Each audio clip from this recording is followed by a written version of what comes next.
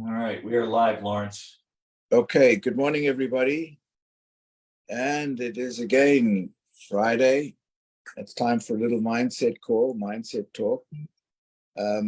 So today, obviously, as every day, the slaughterhouse of failure is not in our destiny. We shall persevere until we succeed. Today, we're going to talk about mindset in reverse. In other words, do the opposite. It's an unusual approach to personal growth that we've got to think about. And we've got several, subjects headings to look at, but it's basically about doing things to achieve what we want by looking at the opposite way of doing things. So, for example, we start with, there are a lot of different things. So I've got them all down, and I've got a list of things that I've thought about in 10 different specific things. Maybe, Dan, you want to start with the preamble, and then I'll get on with that. Yeah, absolutely.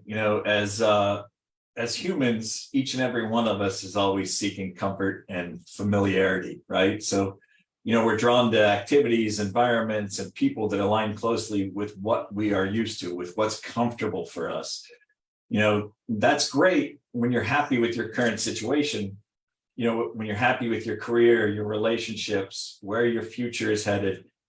But when you're unsatisfied with those things, what do? You have to take action to change. You have to go against what's natural. Behaviors that led you to the moment that you're at right now, this moment of dissatisfaction, and create a new path for yourself. That's very difficult, because to change your natural tendencies and reach an evolved version of yourself, you have to change. You have to get outside your comfort zone. You may have to do the opposite of what you've been doing your entire life. We all have these natural tendencies that develop during the fundamental stages of our lives. A lot of these things develop when we're younger. They're taught to us, or we develop them ourselves. The experiences that we've had in childhood, early adulthood, through college. How did these mold our mental framework and make us the people that we are today? So you have to be cognizant of these tendencies. You have to know what your current tendencies are and whether or not they are working, what your goals are, what your strategies are, but it's very easy for us to take this path of least resistance. But what that does is it makes it very difficult to reach your highest potential. I just got to admit a few people in here. So, this can be an uphill battle. One in which you have to fight against everything that you've known or been taught your entire life. Your environment acts as a constant reminder of your past. And when you're reminded of your past, how difficult is it to stay motivated? When you have the same people in your life, when you have the same environment in your life, your friends and those people that are surrounding you, whether, in your business contacts, whoever it may be, they may reject the positive change that you're making. They may not want you to make changes, but that's not their decision. That's your decision. Your mind is going to fight against these new habits, these new thoughts, these new values that you're trying to establish, because they're at odds with what you've become comfortable with your entire life. But today we're going to talk about doing the opposite, because this battle is going to be one of the most important battles you'll fight in order to reach the happiness and fulfillment that you want in your life. So how do you succeed in this battle against your tendencies, this battle against what you've known your entire life, this getting into the discomfort zone, and creating a better situation for yourselves? So a lot of times what we've been doing isn't working. It's not helping us be successful in business. We aren't where we want to be emotionally, physically, financially. So what do we need to do? We need to do the opposite of what we've been doing. We need to do things completely differently. So by doing the opposite, you may be changing or reversing some of these negative habits.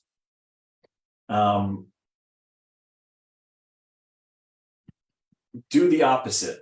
That is what's going to help you evolve. So we're looking at a number of things that we're looking at a number of things. For example, we're taught to follow authority. Mhm. There are laws, rules, and regulations. That's what we've got to do. We've got to follow authority. Well, actually, no. I think we should question authority. For example, we've got several points that I just want to mention, but in a sort of a non-sequential way. When we look at for example, in London, they've started putting up cameras all over the city. They got cameras throughout the city. And, one says, oh, yay, it's good because it's security and it's very good. And they're going to be able to have a more secure town, more secure city. Yes. But at the same time, let's look beyond that and say, well, that's the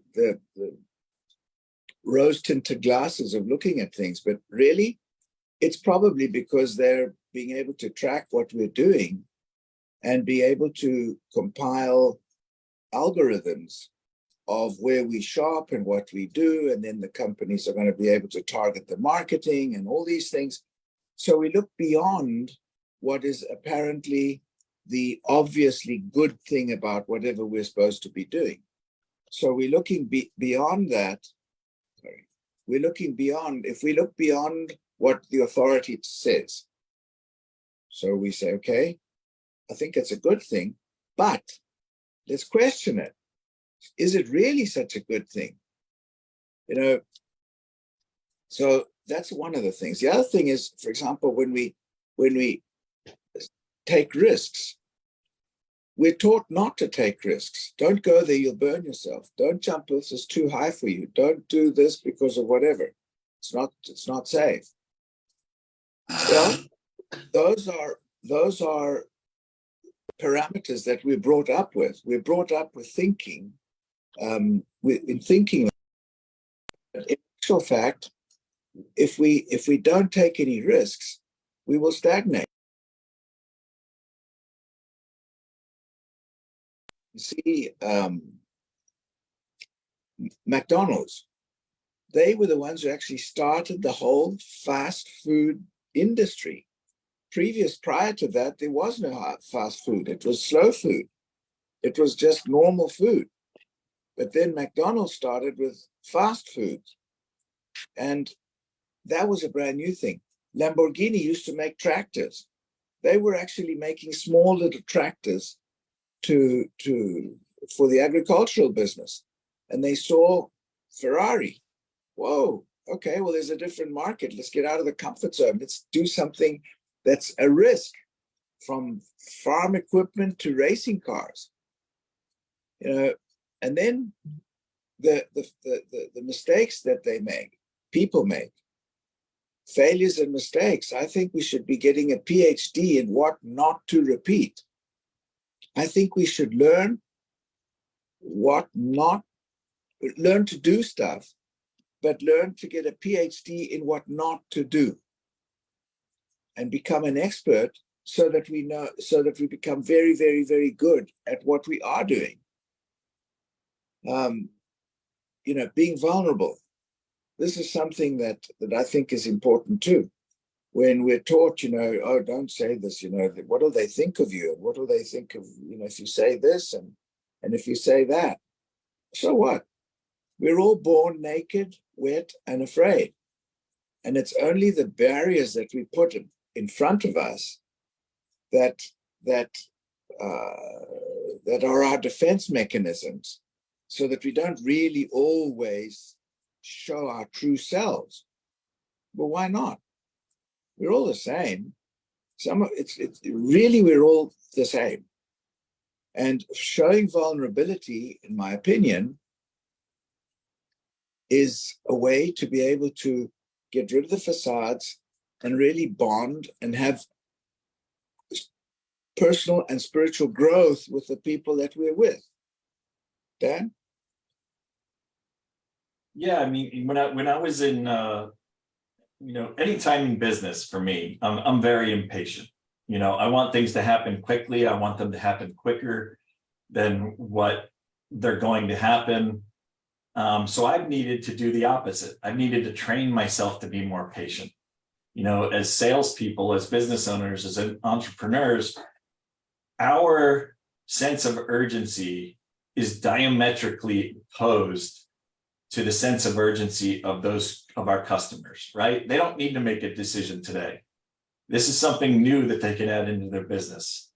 We want them to make the decision today, but 99.9% of the time they're not going to. So we need to train ourselves to be a little bit more patient. And that's doing the opposite of what I'm used to. And that's doing the opposite of what, my every fiber of my being wants me to be. I don't want to be patient, but it's important that you teach yourself patience. And, thinking about what you're doing, if it's not working, if it's not getting you to where you want to be, if it's impeding your success, you need to start doing things differently. And so, look at the opposite. So I saw a great post on Instagram. Actually, Kate, my wife, sent it to me last night. She said, this would be a great topic for you guys tomorrow. And I'm just going to read the post. Your ability to create the reality that you want is directly determined by your willingness to experience its opposite. Saving money will make you feel broke while making you rich. Setting boundaries will have you feeling alone while you're creating new healthy relationships in your life. Digging up your trauma will have you feeling broken while it's actually healing you. Working out has you feeling weak while it's actually making you stronger. Learning something new makes you feel dumb while it's making you more intelligent. So you see what we're talking about here. Your ability to attain the thing that you want is directly correlated with how willing you are to experience its opposite. Don't let this go over your head. I saw a post this morning while I was on LinkedIn, and Dr. Corey Calendine, who is a orthopedic surgeon, said, he had a scrub tech come into his operating room a few years ago. And his first question was, do you want to be good or do you want to be great? And their response was, I want to be good. And he said, that was the last time he was ever invited to work with me. Because I want to be great and I want to surround myself with greatness. So by improving yourself through self-improvement, you're going to attract people that you want in your life that are going to be your cheerleaders, that are going to give you the mental fortitude to get through those failures, to get through those bad times. And I saw another great post this morning. If you spend your time chasing butterflies, they will fall away. But if you spend your time making a garden, the butterflies will come to you. When you focus on improving yourself, everything you want will come to you. We attract based on who we are, not what we want. Don't chase, attract. We go out and we chase these things because we want it so badly. And we forget about, why would somebody want to be in business with us? Are we attracting the right kind of people? Are we building that garden? Are we spending enough time on improving ourselves that we're going to attract people that are like-minded to work with us, that want to help people, that want to create a long-term residual income stream that's going to benefit you and your family, that's going to allow you to live the lifestyle that you should have, spending more time enjoying life rather than struggling. So start attracting what you want, start improving yourself. Cultivate that growth mindset that's going to attract those people that you want in your life. Well, to improve yourself, you got to look at the man or the woman in the mirror. And you've got to have a conversation with that person every day. And you've got to look and see, what is that person doing? What is that person saying? And then look at what the other person might say. So, for example, have a discussion with yourself when you spend time alone. It's super important to do that, and to have a conversation with yourself and say, well, you know, I think this, but what's the other person going to think? And you put yourself in the other person's point of view. In Toastmasters, we learn to do that. Somebody would say, who is a Republican or who is a Democrat? And somebody would put up his hand and say, I'm a Republican. And say, okay, now get up and tell me why you think the Republicans are fantastic. And you say, but I'm a Democrat. Yeah, but now tell me why you think the Republicans are fantastic. And vice versa. They would say, who is a Republican? I am. Tell me why you think the Democrats are fantastic. You come out of a comfort zone of what you think, and you can uncomfortable to see what the other people are thinking. And that will help you to grow help you to grow. You know, play devil's advocate as well with yourself. Think differently. I was just thinking, embracing contradictions is another thing. When I went to Nigeria, I remember recently just having got there, and you know, the people blow their noses while walking on the street. And I thought, that is disgusting. And, you know, of course, I would blow my nose and put it in a handkerchief and put it in my pocket. And one day I had a conversation with my accountant, and I said, you know, this thing about blowing your nose on the street, man, I mean, it's gross. And he said, well, is it more gross to carry your stuff around in your pocket? Whoa, I never thought of that. But we think about how the other people think, what appears to us as something, and we got to learn how to grow by understanding who we are talking to, by understanding the other person. And in this case, in that case, it was a lesson for me, because it was my comfort zone that I assumed everybody would do what I do, or, you know, within those parameters. But no, we're all different, and we've got to learn from that. And so we've also lead by example. If we can become very uncomfortable, come out of the comfort zone, become a PhD from all our mistakes, and become really good at what we do, we can actually lead by example. But having questioned all the things that we've been taught to think in a certain way, to act in a certain way. Well, question them. Is that really the best way? Is it the only way? Or is there another way? Is there a better way? Is there any other way? And we've got to grow by questioning. We've got to grow by not just swallowing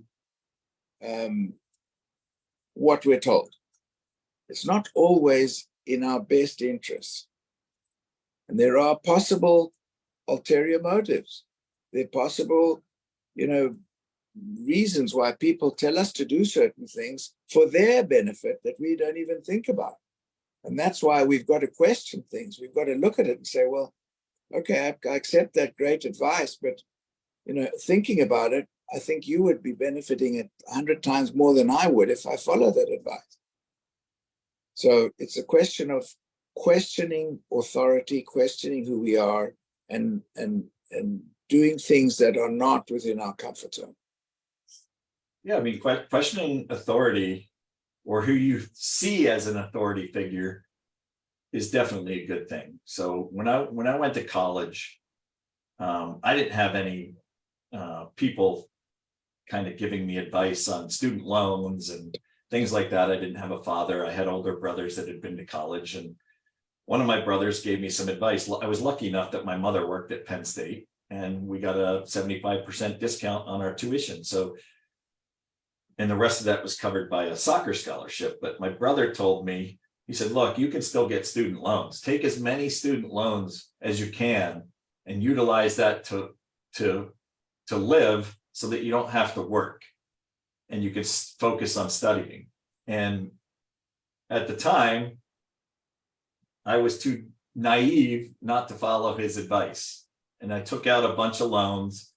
And what happened was when I graduated college, I still had a ton of debt because I still took out these loans that I didn't need, and I spent it all on things that I shouldn't have been spending it on.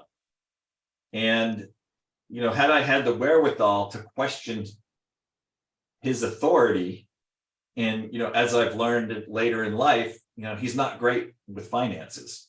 So I should have never taken his advice, but you need to question authority.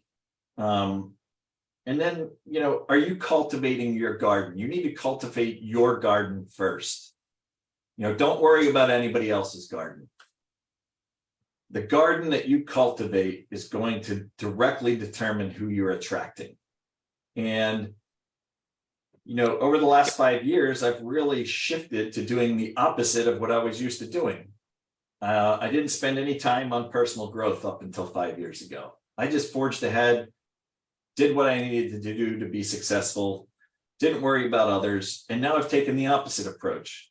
It's all about helping others in every facet of my day and looking at myself in the mirror in the morning. And do I like what I see? Am I cultivating the person that I want to be? And then reflecting on that at the end of the day, looking at myself in the mirror and say, did I do enough today?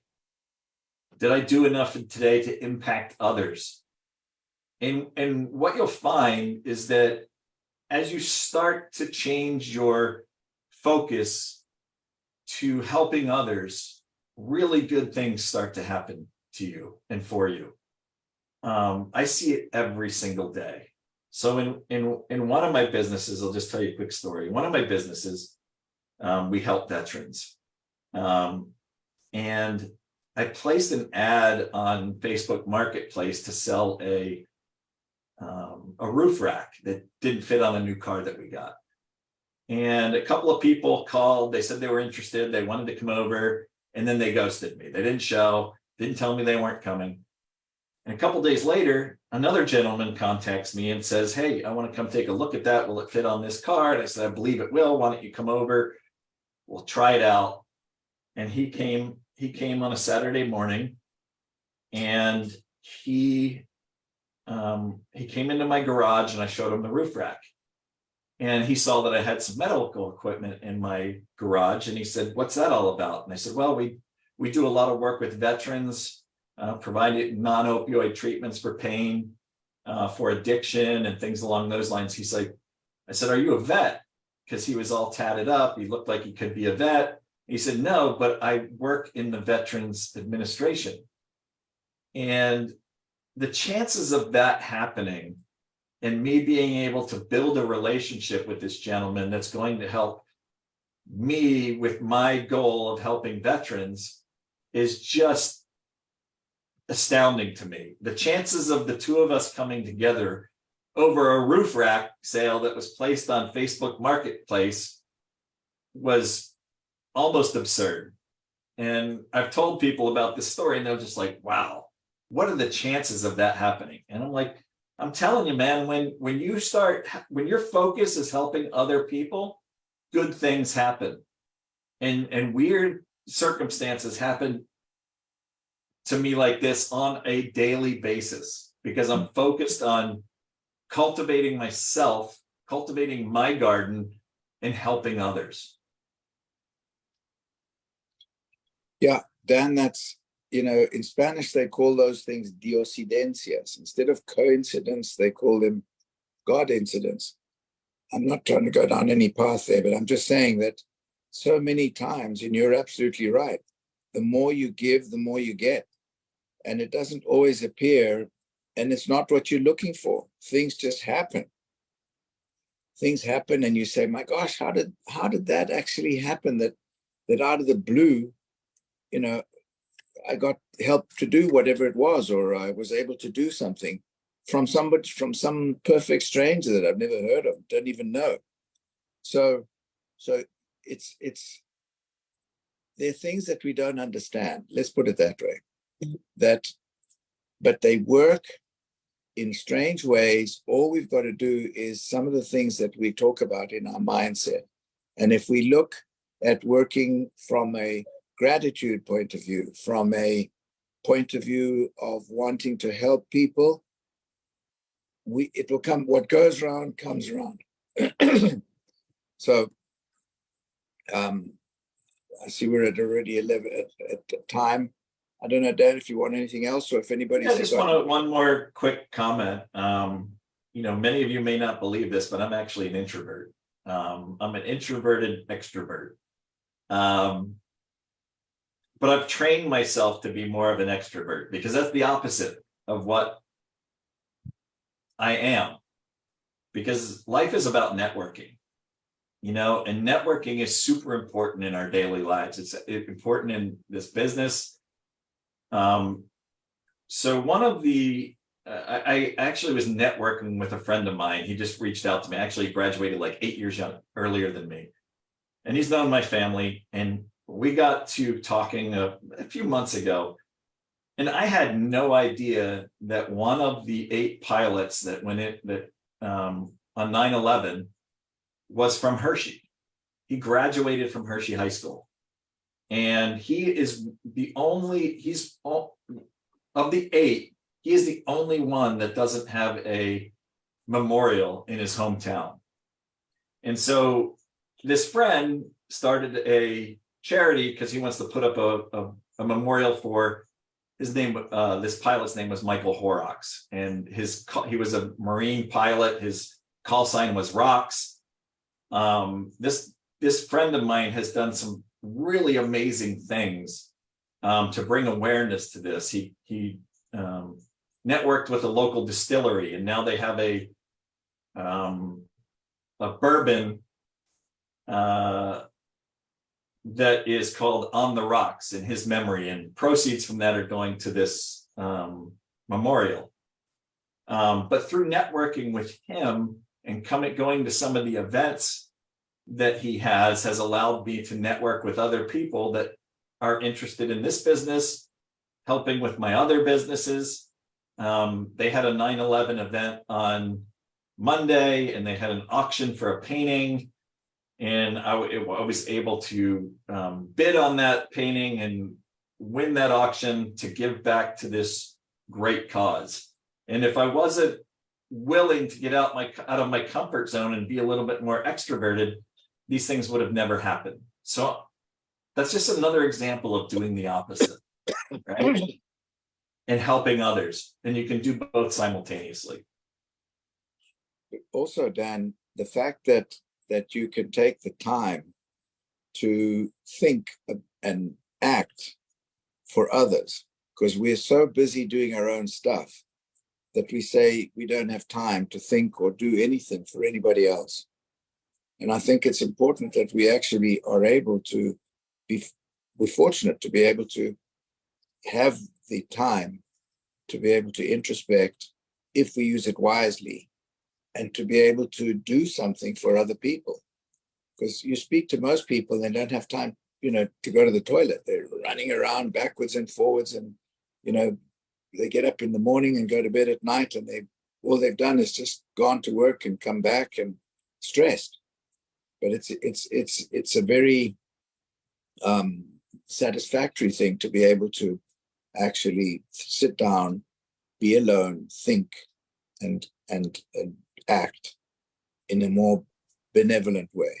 My goal in my career as a medical device rep was always to put my nose to the grindstone, work as hard as I possibly could, save as much money as I possibly could, so that later in life I could help others and dedicate my time that I was going to have to helping others. And I've made that come true. and my life is 1,000 times more fulfilling.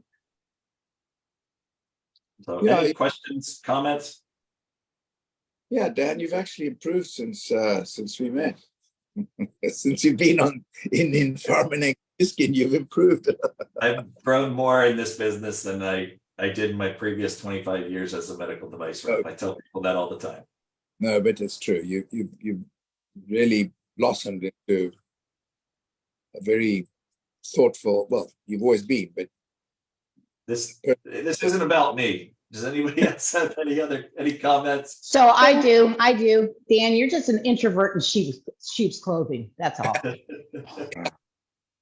Thanks, Yeah. Dan and Yeah. Lawrence, always. We appreciate you. And Dan, I'm like you too. I don't really like people. It doesn't make any sense because I love to help people. So when I say I don't like people, I don't like crowds. I don't like a lot of people. So I put myself in those situations so I can do better, right? I have a service dog that helps me with my anxiety and whatnot, and he does a great job prospecting for me. But it's like the only way we're going to grow is when we get comfortable with being uncomfortable. So I totally understand where you're coming from. Like, I love to help people, the underserved, and I love people to help people be the best version of themselves. So I myself have to put myself in uncomfortable situations in order to, get to my goal of, supporting people who need the support. So you are definitely a hero of mine. I watch you do it. I've watched you do everything, and I do want to partner with you and support the veterans in one way or another. But definitely, I look up to you, Dan. Like I see myself very similar to you, where, we don't really like to be in those situations, but we have to put ourselves into those situations to grow. And as a leader, our team is watching us. So whatever we do, our team is watching us. If we're telling them to do stuff and we're not actually doing it, we got to do it. So thank you, Dan. And thank you, Lawrence, for your time and wisdom always. I really do love and appreciate you guys. Absolutely. Thank you, Jane. Thank you. Anything else? I was just going to say, Dan, in your example, correct me if I'm wrong, but I just sense that you dedicated many years really keeping kind of a narrow approach, but it allowed you to get the financial success so that you could then get out and learn and do new things like you've done with this business. And not everybody's going to be in your shoes where they'll be able to have that level of financial success. But what I would suggest is enjoy the journey now. Enjoy the journey no matter where you are financially or whatever. Don't you feel like you've just blossomed in the last 5 years? Absolutely. I mean, I've got rid of that stress of my job. I didn't love my job for about 15 years, but I was willing to go through the pain and the agony of those extra years to make possible what I wanted for my life. Exactly. And there's a lot of people that aren't willing to do that. Would you recommend everybody do that? Or would you recommend perhaps they look at a new paradigm? I think it depends on where you are in your stage of your life, right? Yeah. And what you have going on. At the time I was single, I didn't have any responsibilities outside of work, and I was able to focus on those things. So, but we all have time in the day that we don't use as best we could to put that energy and that time towards something that's going to improve your life and empower you. Mm-hmm. Yeah. So, hey, Dan and Lawrence, this is Robin. Just really quick, thank you so much. I just love these calls that you guys do. But, like they say, in order to become a blue diamond, you have to act and think like a blue diamond, right? So I guess one of the first steps is just to have that intention, right? And when we're thinking throughout the day, if we're aware of how we're handling something, right? Is that because I really want to do this? Well, Am I on the right track? if you live in the abundance, if you put your mindset into the abundance and not the scarcity, in other words, think of everything as wow, rather than, oh my gosh, look at this. Oh, whoops. If you live in the abundance, that is already in the mindset of a blue diamond or whatever you want to be. Mhm. And it's like when you, I don't know, give a tip, you know, go a little bit more, tip like you were a millionaire. That's a Tony Robbins thing from years ago. He said he had no money, but he was, or Jim Rohn used to give large tips. I'm not suggesting about the money. I'm just saying it's like a mental thing of where you're living as if you were a blue diamond, abundance. There's a great Henry Ford quote. Whether you think you can or you think you can't, you're right. Either way. And remember, guys, you are what you eat. Exactly. You absorb, no, and what you absorb, not only what you eat, what you absorb. Thanks, you guys. All right, everybody, have a great weekend. Attract what you want. Don't chase. Attract. Tend your garden. Work out as though you're feeling weak, but it's actually making you stronger. Learn something new. It's going to make you feel dumb, but it's making you more intelligent. Do the opposite. Have a great weekend. You too. Thank you, guys. Thank you. Bye. Thanks very much, guys. Very interesting. Thanks. Thank you.